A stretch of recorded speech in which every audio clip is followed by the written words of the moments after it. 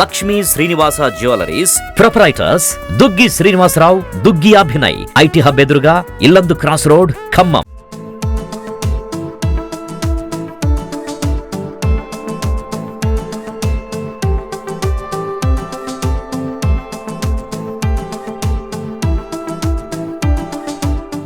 నమస్తే, welcome to Suman TV. మన ఖమ్మం జిల్లాలో వైరా నియోజకవర్గంలో ఇప్పుడు మనం దొంగతనం గురించి అంటే వింటాము. సో ఇక్కడ ఎంత భయాందోళనలకి గురవుతున్నారంటే వైరాల్లో ప్రజలు రీసెంట్ జరిగిన సంఘటన చూసి ఈ విధంగా కూడా దొంగతనాలు జరుగుతున్నాయా అని అందరూ చాలా భయభ్రాంతులకు గురవుతున్నారనమాట.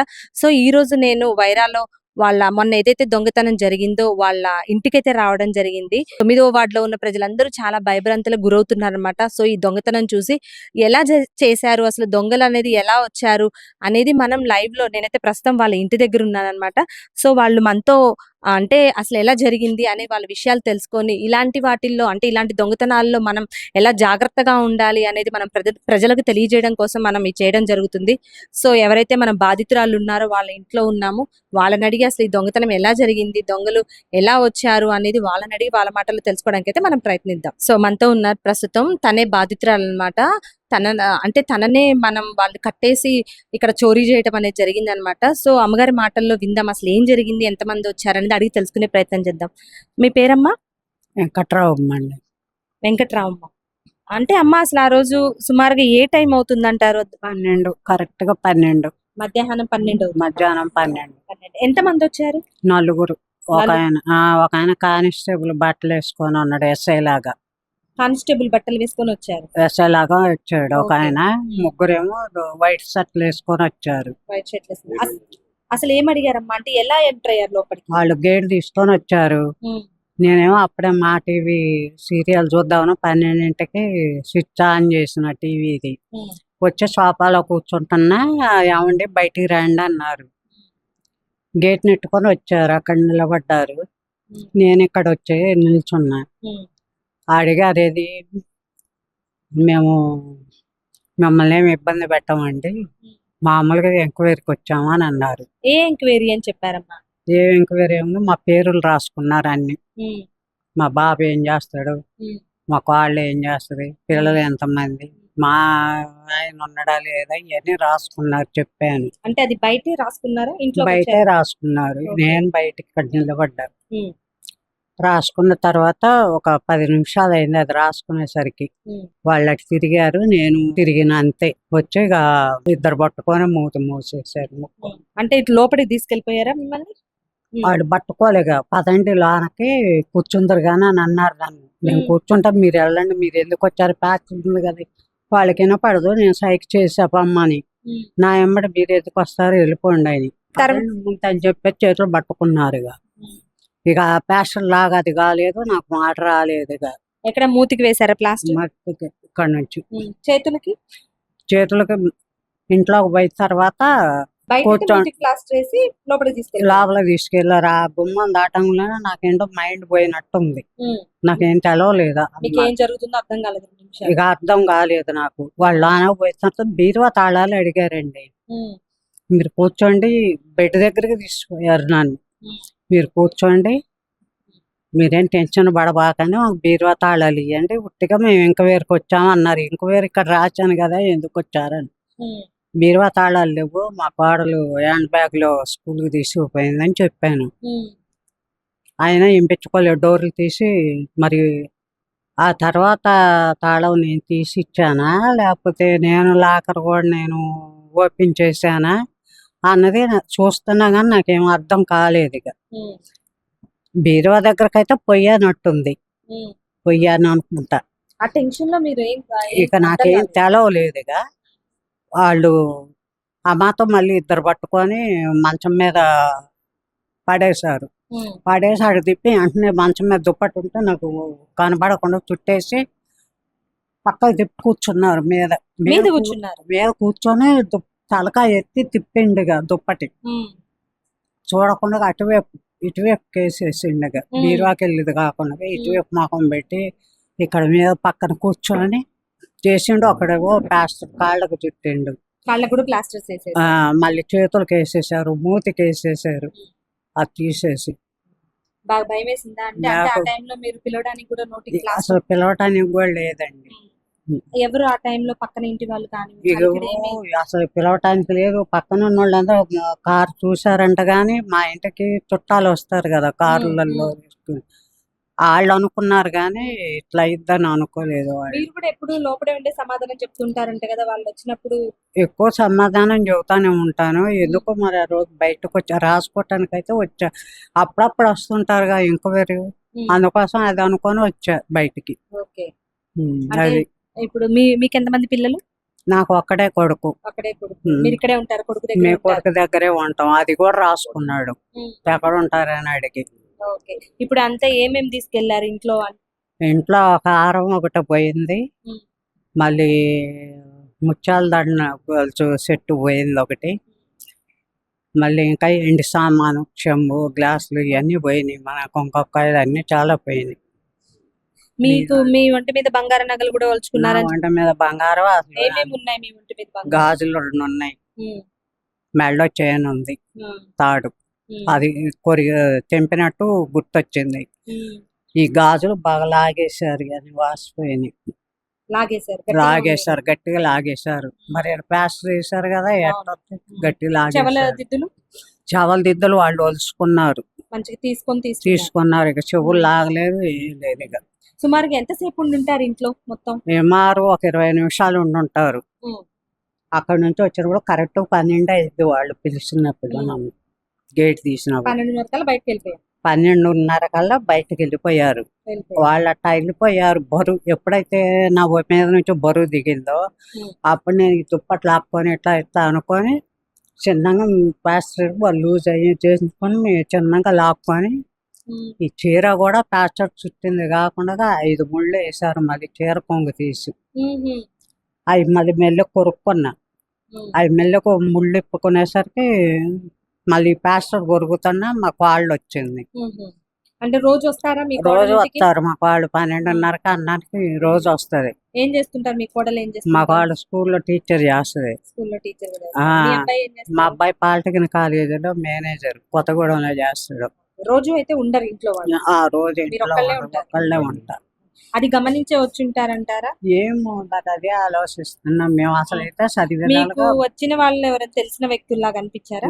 నాకేమో అంటే ఈ గొడవ జరిగిన తర్వాత మరి ఇదంతా మనకి ఇంట్లో బంగారం ఉన్న సంగతి ఇదంతా వాళ్ళకి ఏం తెలుసు? నేను ఒక్కదాన్ని ఉంటున్నాను, ఏం తెలుసు? ఇదేవరంటే తెలిసిన వాళ్ళు ఉండి చేశారా అనుకుంటున్నాం అంతే. ఓకే. సుమారు 1 అర్ధగంట వరకు ఉన్నారు. మరి ఎలా వాళ్ళు వెళ్ళిపోయిన తర్వాత మళ్ళీ ఎవరిని ఎలా బయటకు వచ్చారు? కొరుక్కున్నా, అసలు బయటికి రాలేదండి, మంచంలోనే ఉన్నా. ఇంకా ఈ చేతులు కాళ్ళు ఎక్కడ మరి రానియో కదా. ఇక కట్లు ఇప్పుకుంటా ఉన్నా, అరుచుకుంటా. ఇంట్లో కేకలు పెడితే ఎవరికైనా పడతాయి, అరుచుకుంటా కొరుకుతా ఉన్నా. ఇక ఈ లోపల మా వాళ్ళు తలుపులు వేసున్నాయి ఏంట అని నెట్టుకొని వచ్చింది. బెడ్రూమ్ తలుపు పెట్టారట ఇది దగ్గరికి వేసి.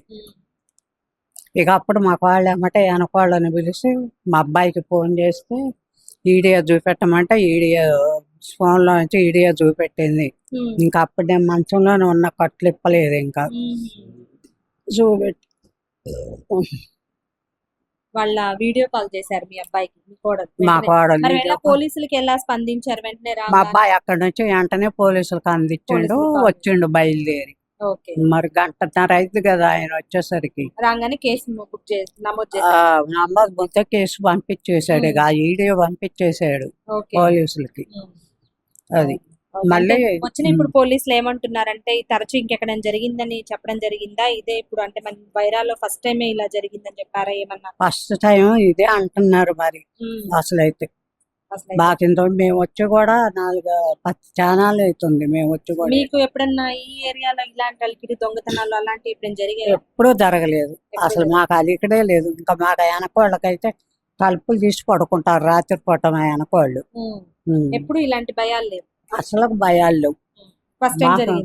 అనుమానం మాకు ఎందుకు వస్తుంది?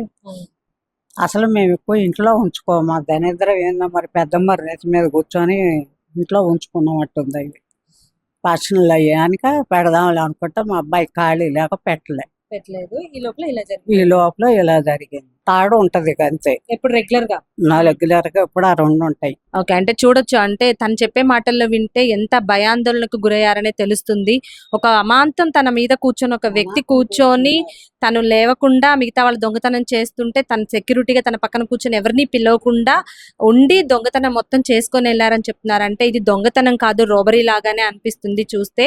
సో రోబరీయే జరిగింది అని మనం చెప్పుకోవచ్చు అన్నమాట. చాలా తక్కువ టైంలో మొత్తం ఆ ఇంట్లో ఉన్నాయన్ని వెతుకున్నట్టు మామగారు అయితే చెప్తున్నారు. దొరికినాయి వాళ్ళకి. వాళ్ళకి మొత్తం అంటే మీరు బీరువా తాళాలు అడిగితే ఇవ్వలే కదా మామగారు. నెక్స్ట్ వాళ్ళే తీసుకున్నారని చెప్తున్నారు కదా, మీ దగ్గర నుంచి తీసుకున్నారా వాళ్ళే వెతుకున్నారా? అసలు వాళ్ళు ఎత్తుక్కుంది, నేను ఎత్తికిచ్చింది, నాకు ఇంకేం తెలవలేదు ఇక. ఉమ్మ్. ఓకే, గుర్తులేదు. తాళాలు అయితే అడిగారు, నాకు తెలియదని మీరు చెప్పారు. చెప్పాను అంతే. ఇక మళ్ళీ ఆ బీరువా దగ్గరకి ఎట్లా మిమ్మల్ని ఏమైనా బెదిరించారా, చంపుతావు నువ్వు చెప్పకపోతే అలాంటివి? అదేం లేదు. అదేం లేదు. అదేం లేదు మరి. ఓకే, ఏమన్నా కత్తులు అలాంటివి ఏమైనా తీసుకొచ్చారా, ఆయుధాలు? ఇంకా అదేం లేదు. ఎక్కువ మీద కూర్చున్నారు ఒకళ్ళు. ప్లాస్టర్స్ వేసేసి మీరు కదలకుండా కూర్చున్నారు. కూర్చున్నారు. ఓకే. అది కూర్చొని ఈ పని చేశారు. నన్ను కదలనేయలేదు ఇక. కదా. అంటే చూసాం, అంటే మనం ఇప్పటి వరకు ఎన్నో దొంగతనాలు చూసుంటాం. కాకపోతే అంటే దొంగతనాలు అంటే ఇది రాబరీ, కంపల్సరీ రాబరీయే జరిగింది అనమాట. ఇక్కడ ఒంటరిగా ఉన్న ఆడవాళ్ళు కానివచ్చు, ముసలి వాళ్ళు కానివచ్చు, వాళ్ళని టార్గెట్ గా చేసుకొని ఇలాంటి దొంగతనాలు జరుగుతున్నాయని ఇది చూసి మనం ఇది ఒక ఎగ్జాంపుల్ గా భావించొచ్చు అనమాట. ఎందుకంటే చాలా ఏరియాలో మనం చూడొచ్చు, ఎక్కువగా ఒంటరిగా ఉన్న మహిళల మీద కానివ్వచ్చు, ఇలా ముసలి వాళ్ళు ఉన్న ఇళ్ళని టార్గెట్ చేసి ఎవరు లేని సమయాల్లో చూసి వాళ్ళ ఇంట్లో టార్గెట్ చేయడం అయితే జరుగుతుంది. సో తస్మాత్ జాగ్రత్త అని చెప్పొచ్చు. వాళ్ళ కోడలు తను మనతో పాటు ఉన్నారనమాట. సో తను స్కూల్ కి వెళ్ళి వచ్చిన తర్వాత తను అరుస్తూ ఉంటే గమనించారని చెప్పడం అయితే జరిగింది. అసలు ఏం జరిగింది మళ్ళీ సిచ్యువేషన్ అంటే, మీరు వచ్చే టైంకి అసలు ఏమవుతుంది, మీ ఇంట్లో ఉన్నారా, దొంగలు ఉన్నారా?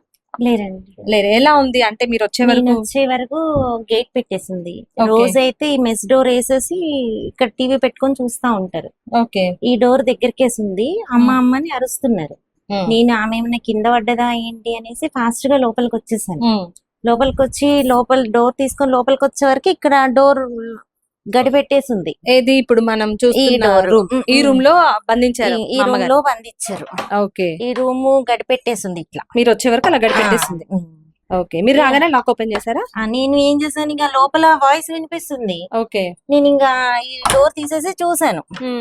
చూసే వరకు అన్ని పడేస్తున్నాయి. బీరువా మొత్తం ఓపెన్ చేసేసి ఓకే. అన్ని ఈ అంటే బీరువా ఇక్కడ. ఇప్పుడు ఆవిడ మామగారు ఎక్కడ ఈ ఉన్నారు? ప్లేస్ లో ఈ ఉన్నారు. ప్లేస్ లో ఉన్నారు.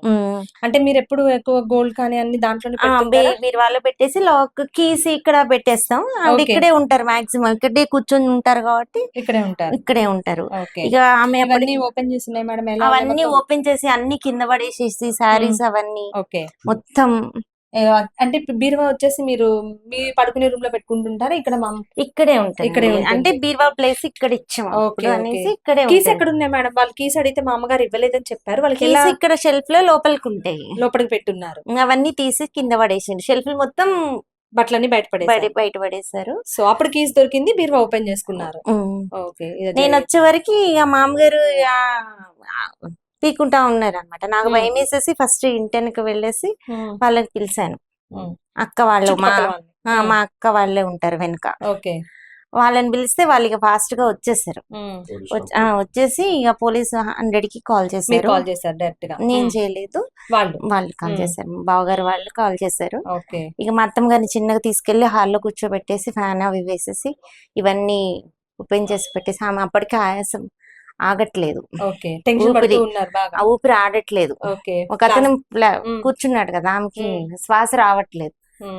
ఇక డాక్టర్ కి కాల్ చేసేసి ఇవన్నీ ఇప్పేసి వాటర్ అన్ని ఆపిచ్చేసి చేసామన్నమాట. ఓకే. వచ్చేసరికి సిచ్యువేషన్ అలా ఉంది. అలా 100 కాల్ చేయగానే పోలీసులు వెంటనే స్పందించి వచ్చేసారా? ఫాస్ట్ గా వచ్చేసారు మ్యామ్. విత్ ఇన్ 10 minutes లోనే వచ్చేసారు. వచ్చేసారు. రాగానే వెంటనే ఎంక్వైరీ అలాంటివి చేశారు మేడం. ఫింగర్ ప్రింట్స్ అవన్నీ తీసుకున్నారు. ఓకే. ఎంక్వైరీ చేశారు. ఏమేమి వస్తువులు పోయినాయి కంప్లైంట్స్ లో రాపిచ్చారు. చూసాం కదా, అంటే దొంగలు ఎలా దొంగతనాలు చేస్తున్నారు అనేది తెలుసుకుందాం. సో సర్వే పేరుతో వచ్చి వాళ్ళు ఒంటరిగా ఉన్న మహిళలను టార్గెట్ చేసి లోపలికి ఎంటర్ అయ్యి మొత్తం బంగారం కానివ్వచ్చు, వాళ్ళ దగ్గర ఉన్న వస్తువులు డబ్బులు దోచుకెళ్లడం అయితే జరుగుతుంది అనమాట. సో తస్మాత్ జాగ్రత్త, దొంగలు ఉన్నారనే జాగ్రత్త అని మనం ఎప్పుడు చెప్తూ ఉంటాం. అంటే దొంగలు ఏ రూపంలో వస్తారో తెలియదు.